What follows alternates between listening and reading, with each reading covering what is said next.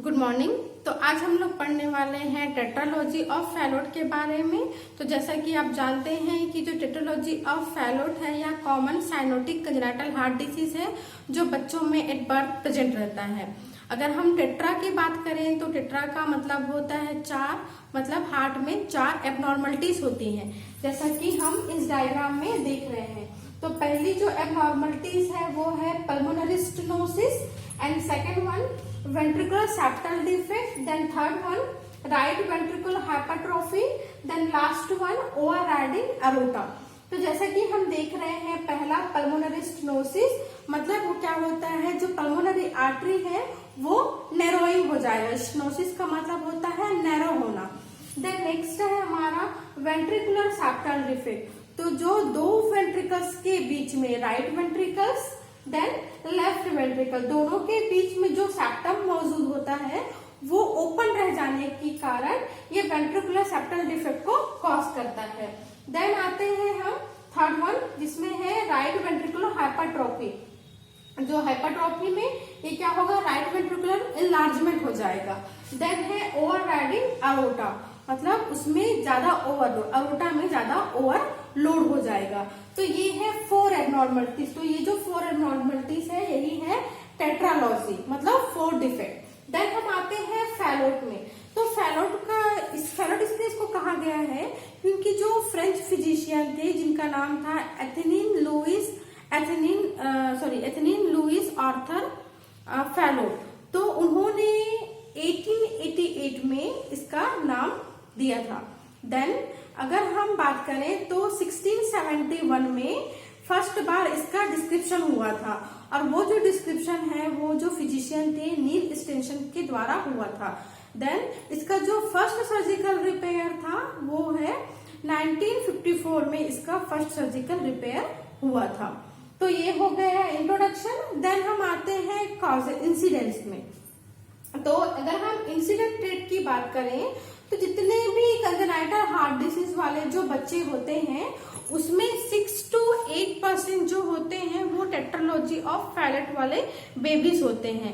मतलब हम ये मान के चलते हैं कि 2000 बच्चों में एक बच्चा जो है वो टेट्रालॉजी ऑफ फैलोट से ग्रसित रहता है। देन अगर हम मेल फीमेल की बात करें तो मेल और फीमेल बेबी जो है उनमें इक्वल टेट्रालॉजी ऑफ फैलोट देखा गया है। अब हम बात करेंगे कॉजेस की। तो इसका जो कॉज है वो अननोन होता है, लेकिन इसमें जो रिस्क फैक्टर पाए जाते हैं वो है कि अगर मदर प्रेगनेंसी के दौरान अल्कोहल ड्रिंक करती है या रेडियोजेनिक एक्सपोजर में वो आती है, या फिर उन्होंने कोई मेडिसिन यूज किया हो, या फिर वो ड्रिंक करती हैं, और अगर उनका एज अबव 40 है, तो ये सब जो कंडीशंस होते हैं ये टेट्रालॉजी ऑफ फैलोट को कॉज करते हैं। देन हम बात करते हैं पैथोफिजियोलॉजी की।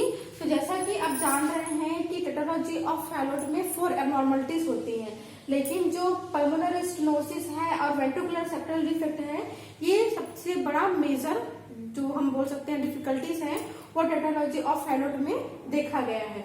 जैसे कि यहाँ पे क्या होगा कि पल्मोनरी स्टेनोसिस होने के कारण राइट वेंट्रिकुलर हाइपरट्रोफी होगा, मतलब जो राइट वेंट्रिकल्स है वो इनलार्ज हो जाएगा, लेकिन ये विथाउट कार्डियक इनलार्जमेंट के, मतलब वहां पे कार्डियक का साइज नहीं बढ़ेगा।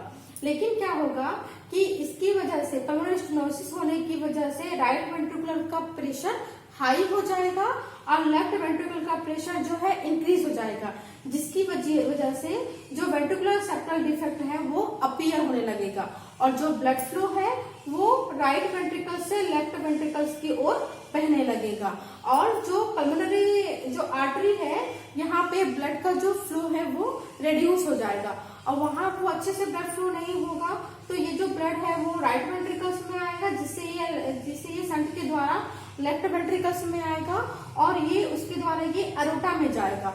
तो जो क्या इसमें क्या होगा कि जो डीऑक्सीजनेटेड ब्लड है वो ऑक्सीजनेटेड ब्लड के साथ मिक्स होगा और अरोटा में ज्यादा ब्लड फ्लो होगा, जिसकी वजह से अरोटा जो है ओवरलोड हो जाएगा, और ये जो ब्लड है ये क्या होगा उसके बाद होल बॉडी में सप्लाई होगा, मतलब जो ब्लड है वो डीऑक्सीजनेटेड होके बेबी के बॉडी पे सप्लाई होगा।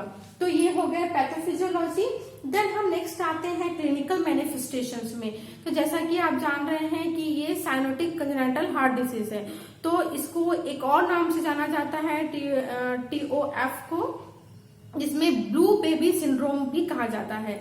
तो इसमें क्या होगा कि जो बेबी है अगर वो जोर से क्राई करती है या जोर से रोती है तो क्या होगा, उसके जो लिप्स हैं, नेल बेड है या फिर फीट है, यहाँ पे एपिसोडिक ब्लूइश डिस्कलरेशन शो होगा, जिसको हम टेट स्पेल भी कहते हैं या फिर हम उसको ब्लू बेबी सिंड्रोम भी कहते हैं। तो जैसे कि जनरली जितने भी एग्जाम्स आते हैं नर्सिंग के, उसमें यही पूछा जाता है कि मतलब मैक्सिमम टाइम में पूछा जाता है कि ब्लू बेबी सिंड्रोम किस डिसीज में देखा गया है, या टेट स्पेल जो सिंड्रोम है वो किस पे देखा गया है।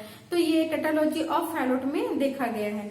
जब बच्चा फीडिंग भी करता है तो भी ये शो होता है, या बच्चा जोर से क्राई करता है तो भी ये जो ब्लूइश कलर है वो शो होता है। उसके साथ ही बच्चे में फीडिंग डिफिकल्टी होगी, स्लो वॉकिंग होगा, बच्चा जल्दी से एक्सर्शन फील करेगा, हाइपोक्सिया होगा, और बच्चा जो है उसमें साइनोसिस दिखाई देगा। बच्चे में जो मेंटल जो डेवलपमेंट होते हैं वो स्लो होंगे। देन बच्चे में ग्रोथ रिटार्डेशन भी देखा गया है। तो ये हो गया क्लिनिकल मैनिफेस्टेशन। देन हम बात करते हैं डायग्नोस्टिक इवैल्यूएशंस की। तो डायग्नोस्टिक इवैल्यूएशंस में पहला जो है वो है हिस्ट्री कलेक्शन।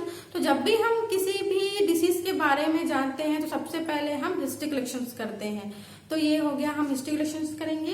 देन नेक्स्ट है हम फिजिकल एग्जामिनेशन करेंगे। तो फिजिकल एग्जामिनेशन में हम देखेंगे कि बच्चे का लिप किस समय साइनोसिस हो रहा है, उसके नील बेड कब साइनोसिस हो रहे हैं, उसके फीट कब साइनोसिस हो रहे हैं, मतलब बच्चे के बॉडी में कहाँ कहाँ पे साइनोसिस प्रेजेंट है। देन हम उसके बाद अगर हम ऑस्कल्टेशन अगर हम करते हैं तो बच्चे के left upper left external border पे या थर्ड इंटरनल स्पेस पे क्या दिखाई देगा, इंटरकोस्टल स्पेस पे, वहां पर हार्श मरमर साउंड सुनाई देगा। चेस्ट एक्सरे करेंगे तो उस चेस्ट एक्सरे में जो बच्चे का जो हार्ट है वो बूट शेप मतलब जूते के आकार का दिखाई देगा। देन अगर हम ECO कर रहे हैं तो उसमें जो एबनॉर्मलिटीज हैं, जैसे कि कार्डियक कैथराइजेशन कर रहे हैं तो बच्चे में जो एबनॉर्मलिटीज है और कितनी डिग्री है ये वहां तक ये शो करेगा। तो ये हो गया फिजिकल एग्जाम। देन आपका डायग्नोस्टिक इवैल्यूएशन हम देखेंगे मैनेजमेंट में। तो मैनेजमेंट में हम सबसे पहले देखेंगे मेडिकल मैनेजमेंट। तो बच्चों में हाइपोक्सिया होने के कारण या ऑक्सीजन ठीक से नहीं लेने के कारण बच्चे को सबसे पहले हम ऑक्सीजन थेरेपी करेंगे। दूसरा, बच्चे को डिहाइड्रेशन से प्रिवेंट करेंगे।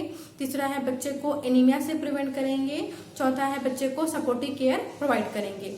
अगर बच्चे में सीवियरिटी न्यूनेट जैसे कि बेबी है और उसमें सीवियर टेटालॉजी ऑफ फैलोट है तो बच्चे को हमको प्रोस्टाग्लैंडिन देना है ताकि वो जो डक्टस है उसको ये डायलेट कर सके।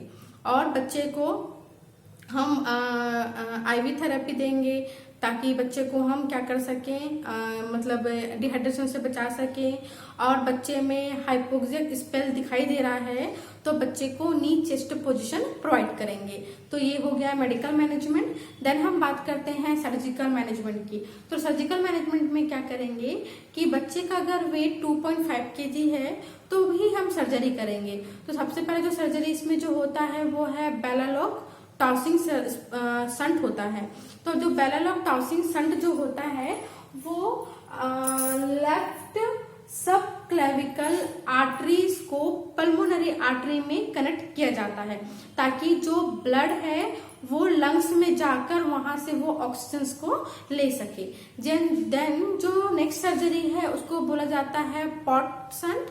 तो पॉट संट में क्या करेंगे, जो डिसेंडिंग अरोटा है, डिसेंडिंग अरोटा और पल्मोनरी आर्टरी के बीच में एनास्टोमोसिस करेंगे, मतलब छेद करेंगे। तो ये हो गए सर्जरी।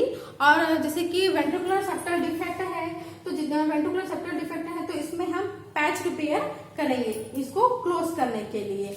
और उसके साथ ही अगर बच्चे में कॉम्प्लिकेशन दिखाई दे रहे हैं तो तुरंत इसका हम क्या करेंगे, मतलब मैनेजमेंट करेंगे।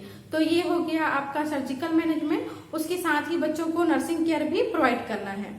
देन हम आते हैं कॉम्प्लिकेशंस में। तो कॉम्प्लिकेशंस में बच्चे में वैसे CCF जो है कंजेस्टिव कार्डियक फेलियर है वो बहुत बच्चों में बहुत कम देखा गया है, लेकिन बच्चों में हाइपोक्सिया स्पेल, टेट स्पेल, ये साइनोसिस, ये सब कॉम्प्लिकेशन हो सकते हैं। साथ साथ में बच्चे को एरिथमिया भी हो सकता है। और जैसे कि बच्चों में कुछ इन्फेक्शन दिखता है तो हम इन्फेक्शन के लिए एंटीबायोटिक थेरेपी भी बेबी को हम प्रोवाइड कर सकते हैं। तो ये हो गया आपका टेट्रोलॉजी ऑफ फैलो।